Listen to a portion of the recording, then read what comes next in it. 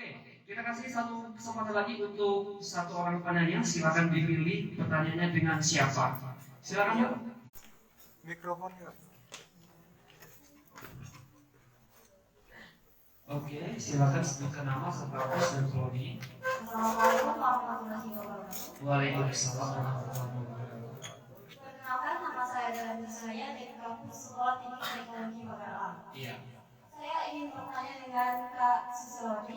Oke, Pak Susi. Bagaimana jika kita itu memiliki basic, kita memiliki sesuatu yang ingin kita, yang bisa kita tampilkan dengan orang lain, tapi kita terlalu takut untuk menampilkannya.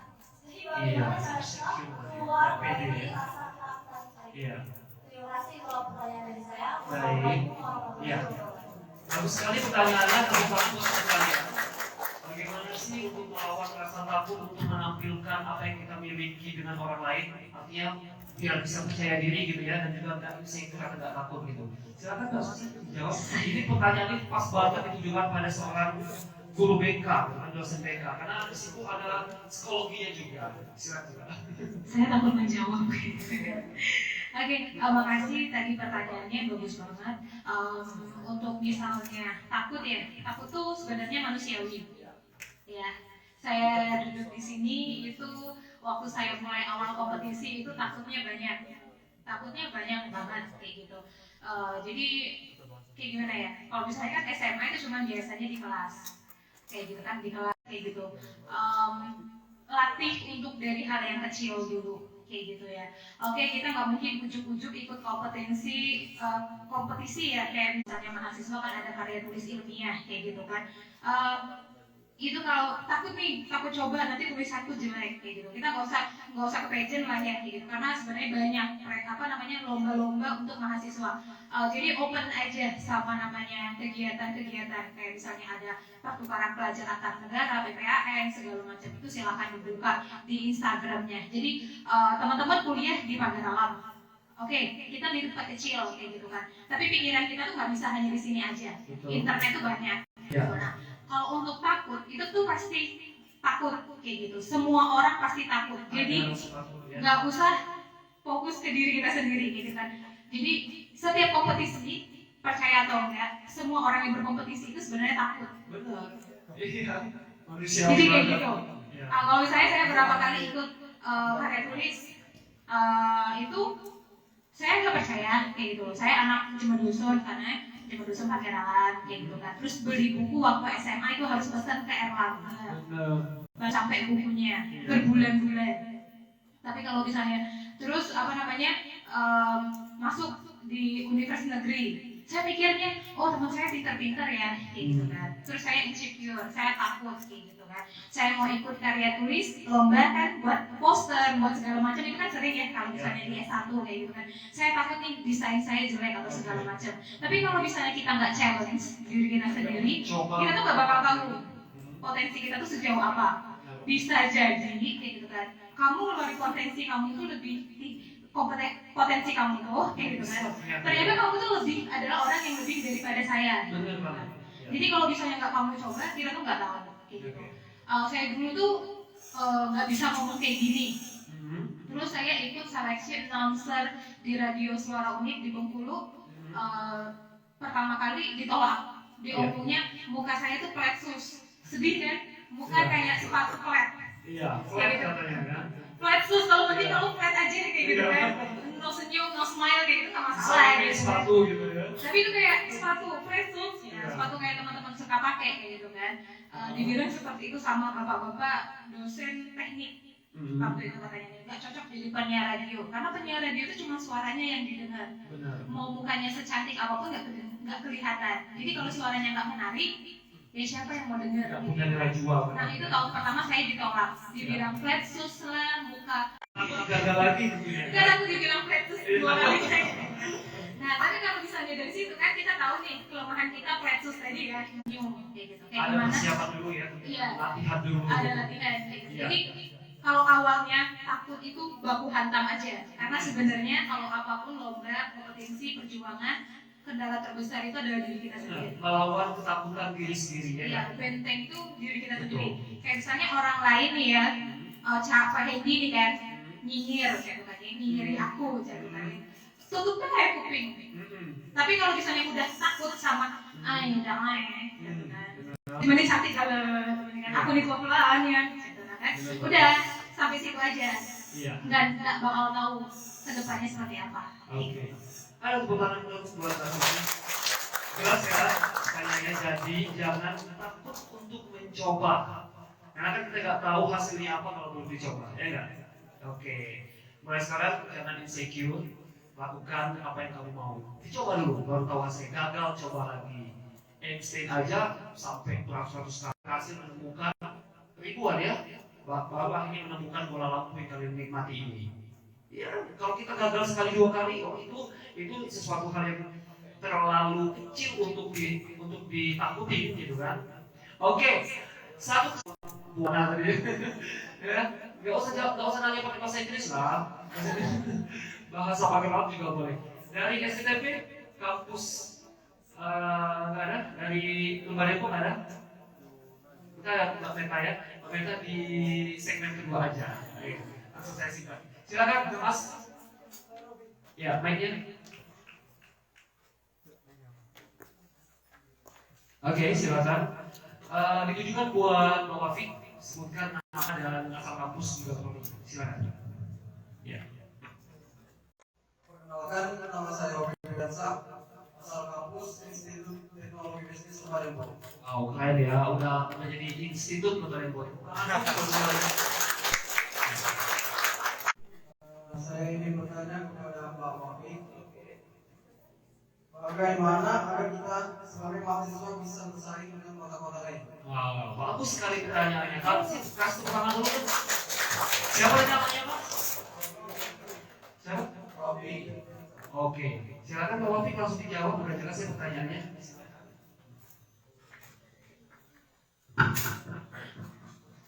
Oke, terima kasih Rodi ya. Rodi. Jawabannya menurut aku cuma satu sih, yaitu datang ke kotanya. Nah, gimana caranya datang ke kotanya? Ya ikut hal-hal yang udah kita sebutin dari tadi, mulai dari lomba, mungkin organisasi, mungkin juga apa lagi ya, pertukaran belajar kah atau apapun itu. Nggak cuma kota lain sih, negara lain pun kayak gitu.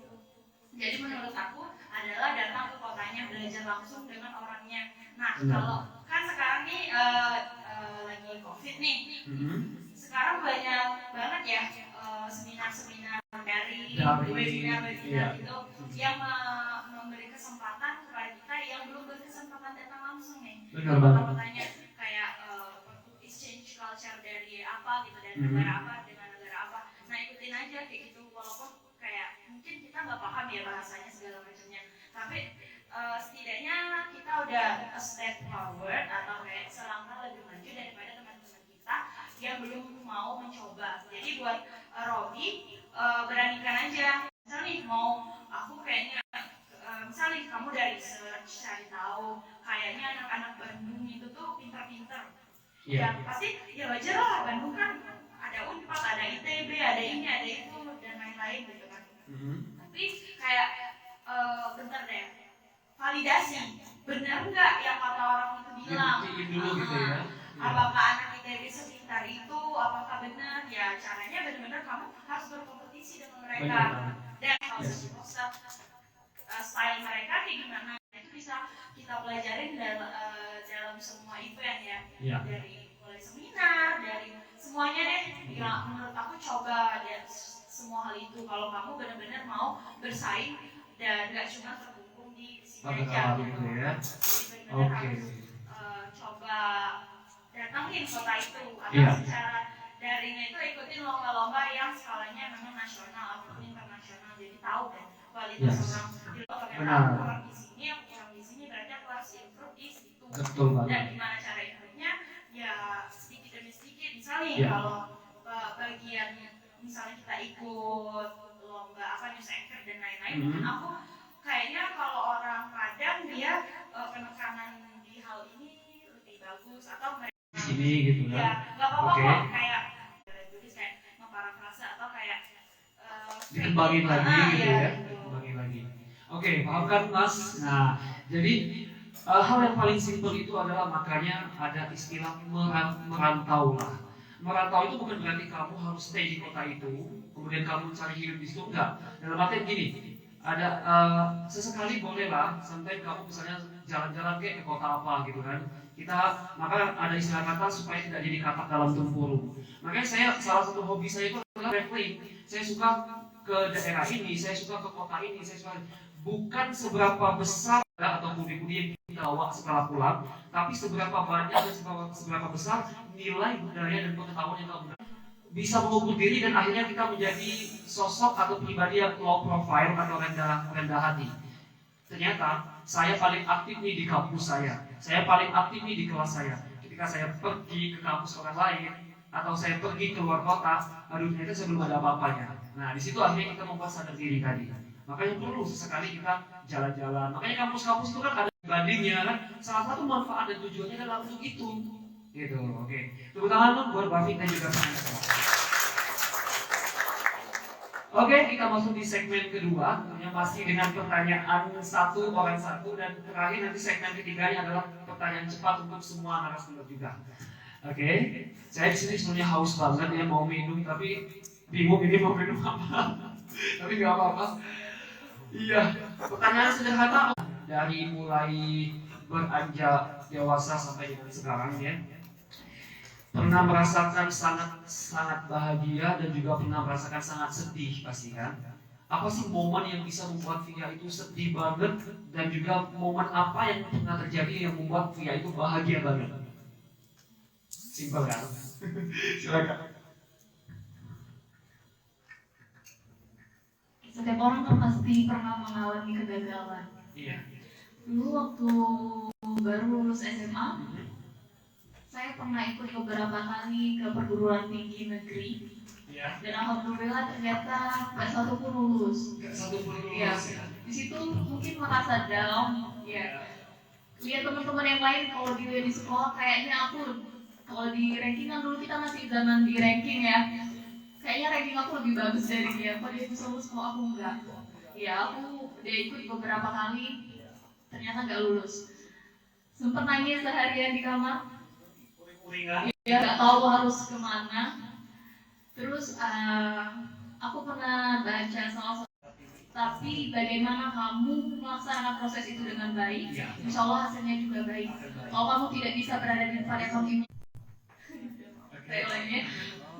kalau kita belum bisa menjadi seperti apa yang kita inginkan, atau kalau kita belum bisa berada di tempat yang kita inginkan, jadilah yang terbaik di bidang yang sedang kita ambil.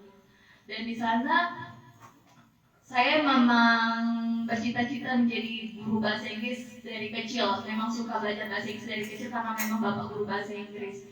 Jadi dulu waktu masih kecil tidak ditanya what are you going to be? I'm going to be an English teacher. Selalu jawab seperti itu. Iya.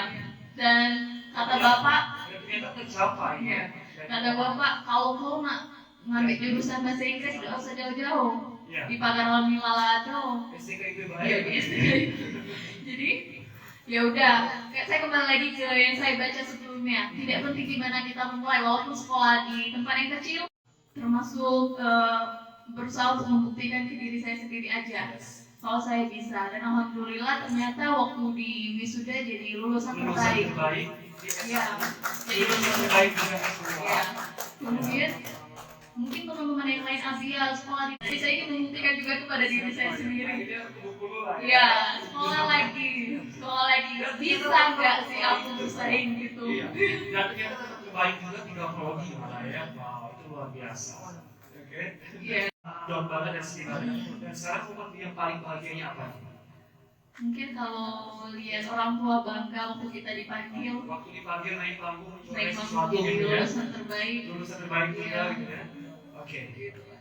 Iya, manusiawi banget ya. Iya benar sih. Oke, terima kasih ya.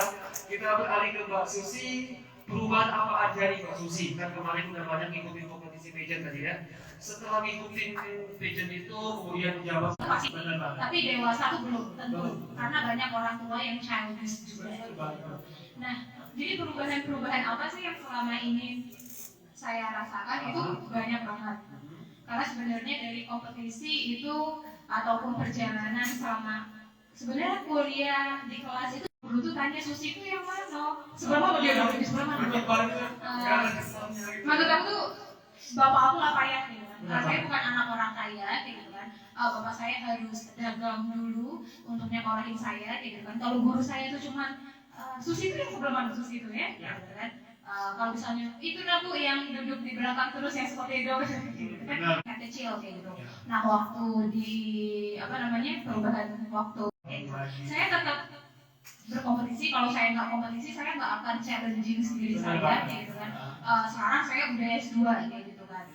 Otomatis saya pengen lagi dengan beberapa tahun saya kuliah S3 ambil doktor kayak gitu. Karena emang fokusnya saya pengen jadi dosen dan researchers kayak gitu kan, peneliti kayak gitu kan.